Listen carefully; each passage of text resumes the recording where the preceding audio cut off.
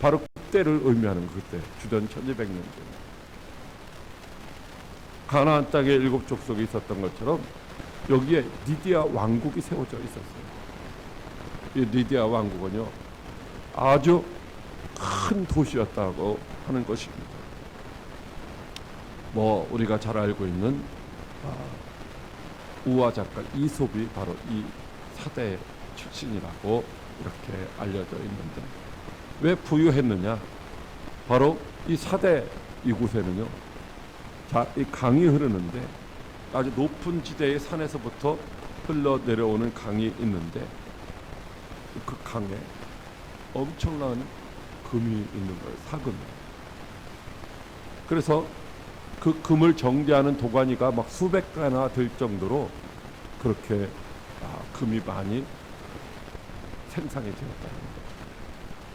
그래서 이 리디아 왕국, 여기에서 최초의 이 주화가 나왔어요. 주화, 동전, 금으로 만들어진 금화, 은화가 바로 여기에서 최초에 만들어진 도시가 사대다라고 하는 것입니다. 그리고 금화가 있고 은화가 막 통용될 정도로 그렇게 부유한 도시였습니다. 그리고 이 도시는요,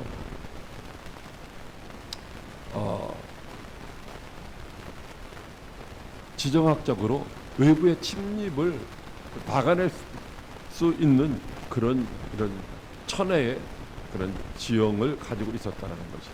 우리나라가 삼면에 바다로 있는 것처럼 이 도시 자체가 이 깎아지른 이 암벽과 같은 그런 삼면으로 둘러싸여 있어요. 그리고 한쪽 남쪽만 가파르게, 아주 가파르게 이렇게 올라가야 되는 그런 아주 굉장히 높은 한 500m 지역의 높은 곳에 이제 도시가 형성되어 있는 거예요. 그러니까 삼면은요 아주 깎아 놓은 암벽과 같은 그런 상태라 접근할 수가 없는 거예요. 한쪽만 막으면 되는데 그 한쪽도 상당히 가파르게 올라가는 지역이다라고 하는 것이죠. 바로 이 그림을 보면은 이 그림이 뭐 상당히 작게 나와 있는 것 같지만요, 실제로 엄청나게 그 위에가 도시가 형성되어서 사람들이 수천 년을 산 그런 지역, 넓은 지역이다라고 하는 것입니다.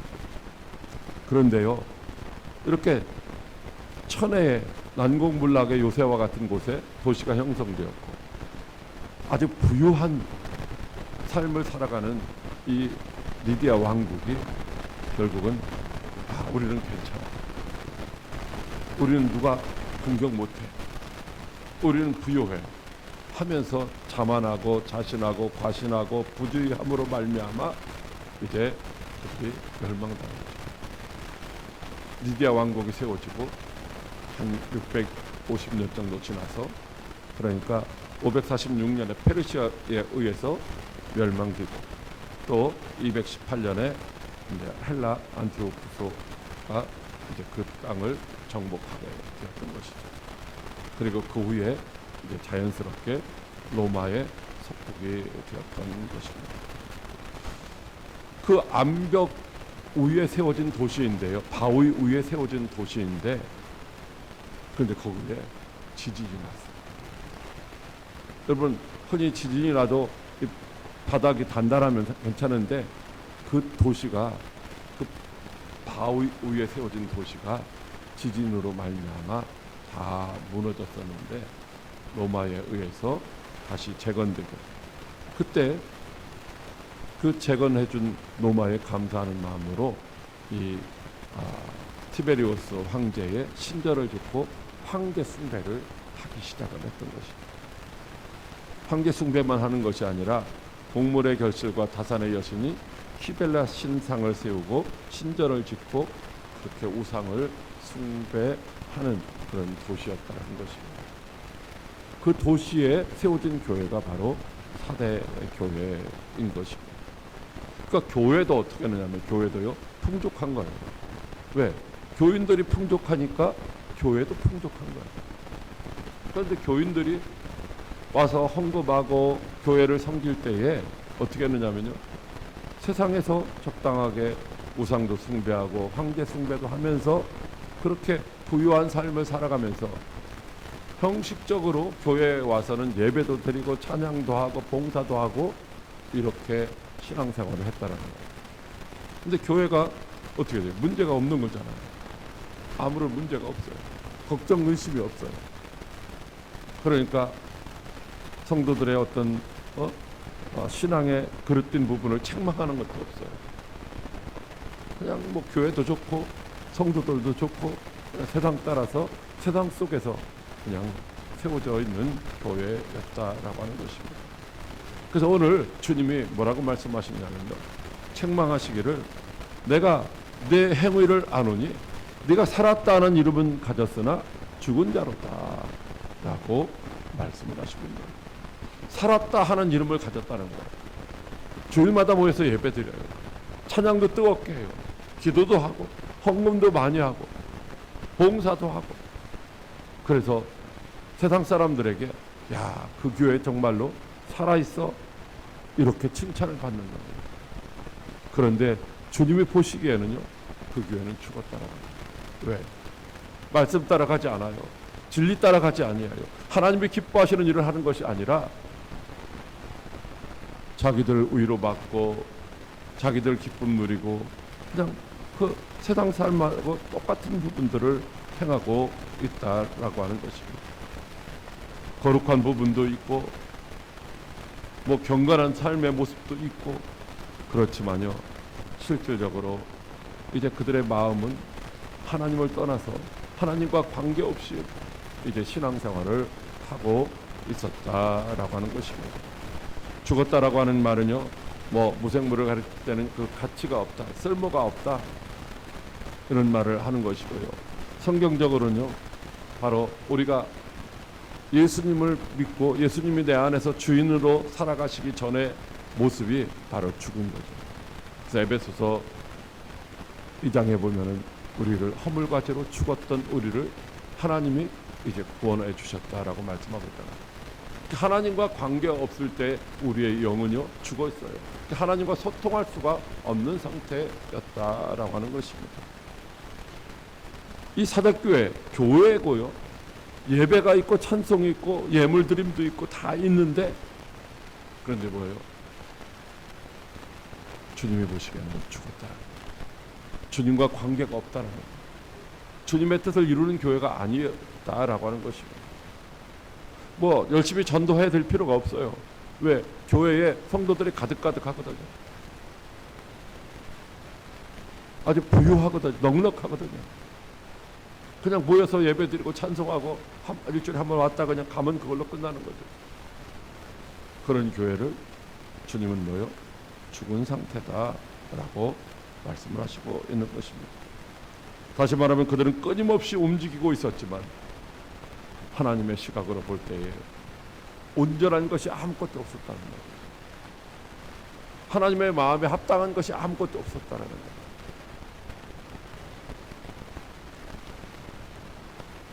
여러분, 구약에서 신약으로 넘어오면서 이스라엘이 멸망당할 때 하나님이 뭐라고 하셨어요?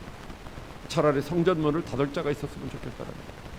그들이 와서 예물도 드리고 제사도 드리고 하지만 하나님은 그것을 가증히 여기셨던 거죠. 바로 사대교회의 모습이 그랬다는 거죠. 오늘 어쩌면 우리들의 모습도 그런 모습은 없는지 생각해 보아야 한다라고 하는 것입니다. 세상 사람들에게 살아있는 교회라고 칭찬받고 명성을 얻기에는 충분했지. 많은 사람들이 모이고 교회도 크고 또 때로는 뭐요? 이웃사랑도 실천하고. 그렇지만 주님이 보실 때에 그들의 행위는 하나님이 원하시는 행위가 아니었다라고 말씀하시고 있는 거죠. 여러분, 그런데요, 그럼에도 불구하고 그 사대교회 전체 그 속에서 아주 소수의 사람들은 믿음을 지키고 있었다라고 하는 것입니다. 세상 사람들 그 풍족한 가운데서 이제 그 시대의 풍조를 따라가지 않고 시류를 따라가지 않고 사람을 따라가지 않고 오직 주님을 바라보면서 믿음을 지키는 몇 사람들이 있었다라는 거죠. 아주 소수의 사람들. 그래서 오늘 주님은 뭐예요? 그런 몇 명이 내게 있어서 흰 옷을 입고 있다. 그 옷을 더럽히지 아니한 몇 명. 흰 옷을 입고 나와 함께 다니는 자들이 있다는 거예요. 그들은 바로 주님이 보시기에 합당한 자들이었다라고 하는 것입니다. 자기 자신을 위해 살아가는 것이 아니에요. 육체의 소욕을 쫓아 살아가는 것이 아니에요. 자기 생각이 앞서는 것이 아니에요. 주님이 원하시는 것이 무엇인지 진리의 말씀을 따라서 하나님이 기뻐하시는 그 일에 우선순위를 두고 때로는 희생하고 때로는 고난을 겪는다 할지라도 핍박을 겪는다 할지라도 주님이 원하시는 삶을 살아가는 그런 몇 사람들이 있었다라고 하는 것입니다. 그들을 가리켜 오늘 흰옷을 입었다라고 말씀하십니다. 물론 흰옷인데 뭐요? 다 더럽혀졌다라는 거예요. 더럽혀졌다라는 거예요. 자, 옷은 그 사람의 인격을 상징합니다. 군복을 입으면요, 어딘지 모르게요, 씩씩한 모습이 보이죠. 씩씩한 모습이 보여요.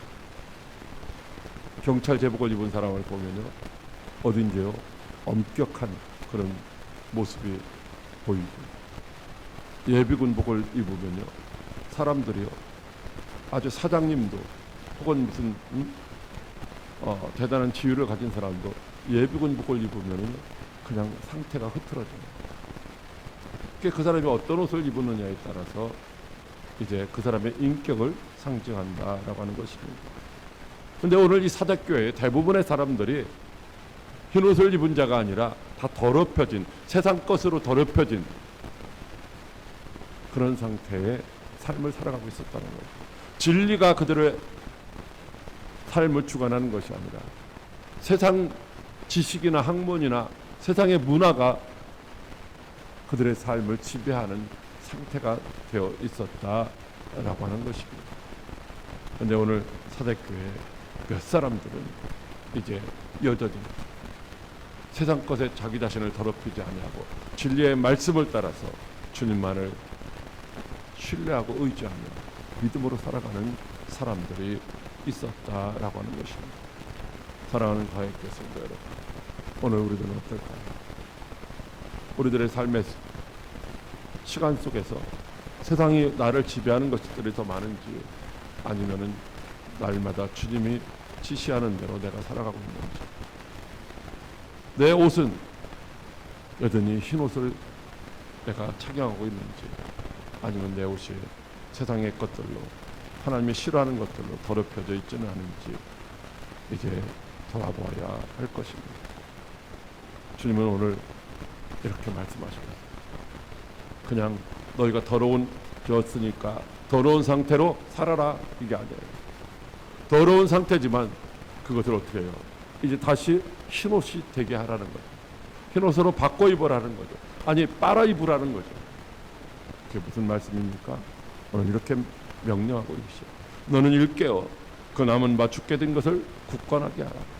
그러므로 내가 어떻게 받았으며 어떻게 들었는지 생각하고 지켜 회개하라. 만일 일깨지 아니하면 내가 도적같이 이르리니 어느 때에 내게 이르는지 내가 알지 못하리라. 여러분, 사대교회가 처음에 세워질 때 처음부터 그런 것은 아니죠. 사도 바울을 통하여 들었던 진리의 말씀, 하나님의 사랑과 예수 그리스도의 그 십자가 대속의 은혜를 이제 고백하면서 열심으로 목숨 바쳐 주를 위하여 살겠습니다라고 그렇게 고백하는 사람들이 모여서 사대교회가 세워졌죠.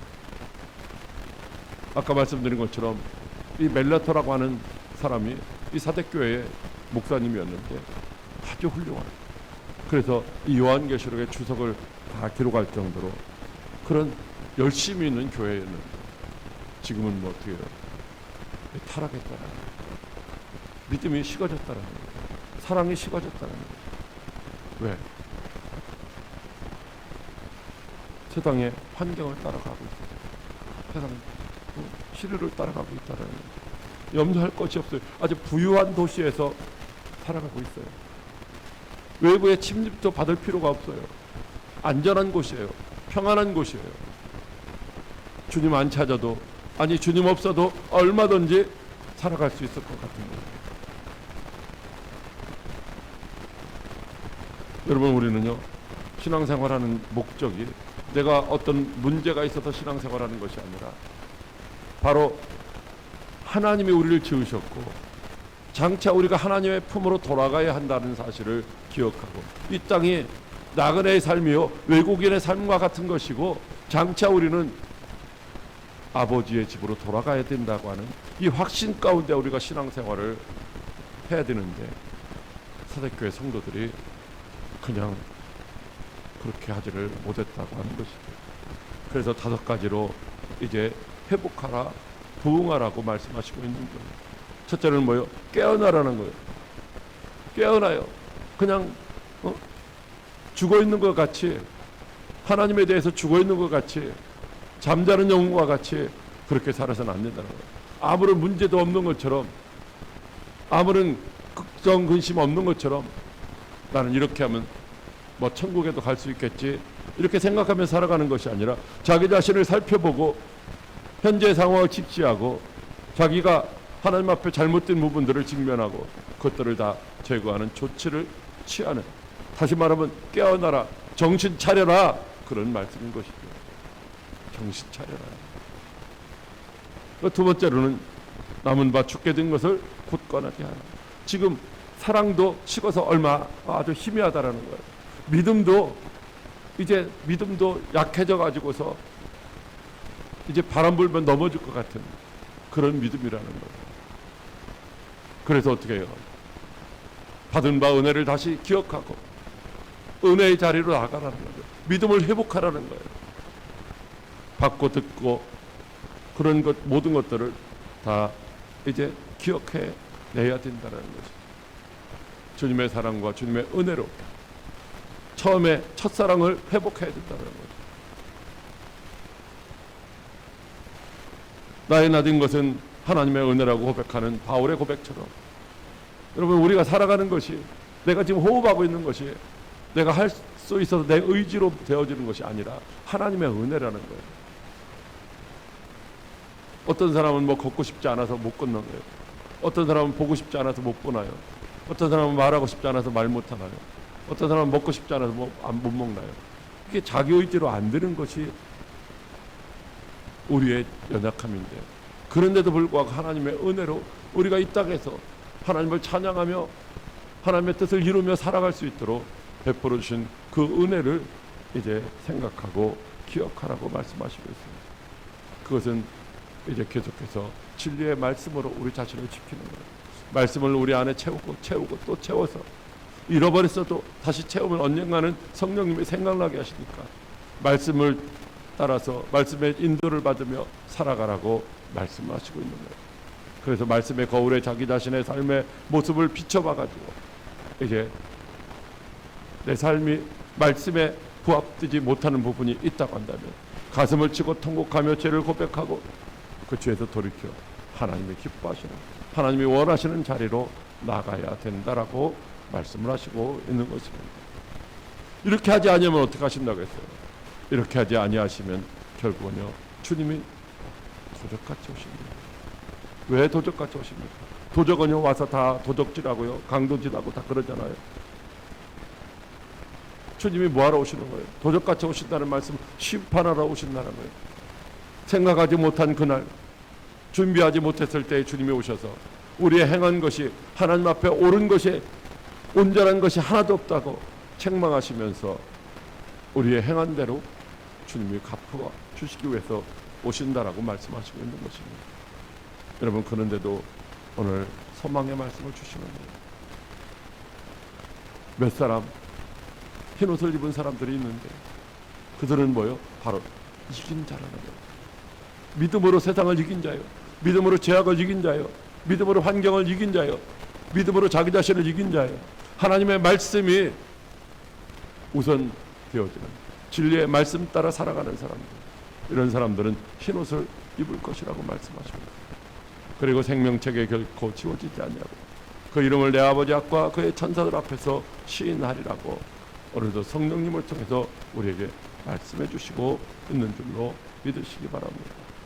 사랑하는 광역교회 성도 여러분, 오늘 우리들도요 이 흰옷을 입어요. 어디에 주님 앞에 서는 날 세마포 흰옷을 입은 사람들만이 하나님 보좌 앞에 나아가는 거예요. 예수 그리스도의 신부로 단장돼서 공주 혼인잔치에 참여할 수가 있다는 것입니다. 세상의 것들로 더럽혀져 가지고는 결코 그 자리에 나갈 수가 없어요.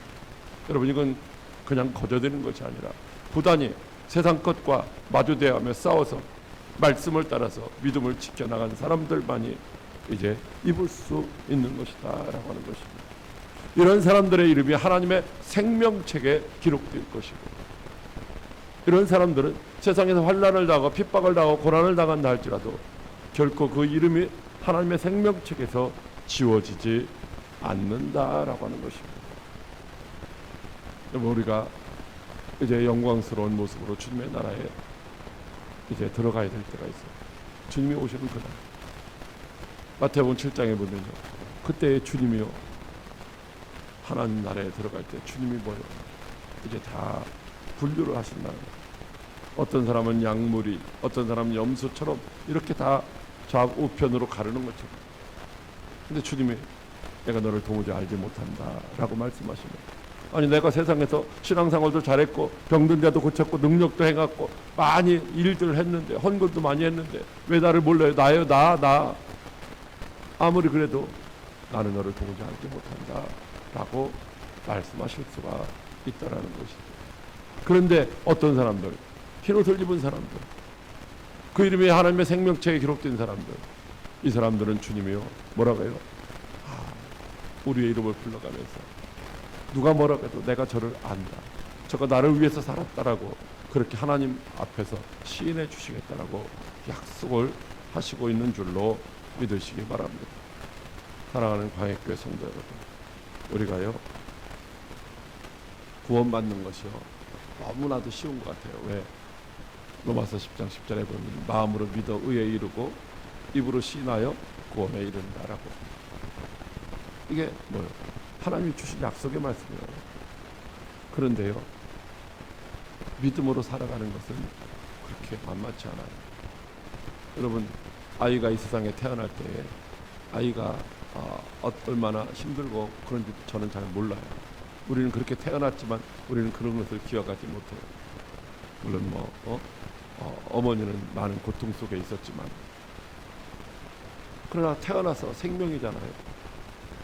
생명으로 출생신고하고 주민등록도 생성되고, 그런데 그가 한평생 이 땅에서 살아가는 삶은요 만만치가 않은 거예요. 얼마만큼 노력했느냐에 따라서 성공하는 인생이 되기도 하고 실패하는 인생이 되기도 하는 거죠. 우리의 신앙생활도 마찬가지입니다. 우리가 예수님께서 하나님이 우리를 사랑하시고 얼마 독생자 예수 그리스도를 통해서 이루어 놓으신 그 구원의 길, 그것은 뭐 믿기만 하면 된다라는 거. 믿기만 하면 구원받는데, 구원받은 사람으로서, 구원받은 성도로서, 하나님의 자녀로서 어떻게 살아가야 되느냐? 내 마음대로 살아가는 것이 아니라 우리를 자녀 삼아 주신 하나님의 뜻을 따라서 살아갈 때에 그 노후가 세상에서도 편안한 것처럼 어떻게 돼요? 영광스러운 하나님의 나라에 들어가서 영원히 주님과 함께 왕노릇 할 수 있게 되는 줄로 믿으시기 바랍니다. 그러므로 오늘 저와 여러분들은 이 사대교회처럼 그냥 걱정 없어, 편안해, 부유해, 넉넉해, 안심한다고 그렇게만 살아가다가 도시와 함께 멸망당한 사대교회처럼, 사대교회 성도들처럼 그런 이제 마지막 날 그렇게 주님 앞에서 인정받지 못하면 얼마나 억울하겠습니까? 우리 모두가 다 그리스도의 신부로 단장되어서 흰옷을 입고 주님 앞에 이제 설 수 있는 저와 여러분들이 다 되시기를 주님의 이름으로 축복합니다. 할렐루야.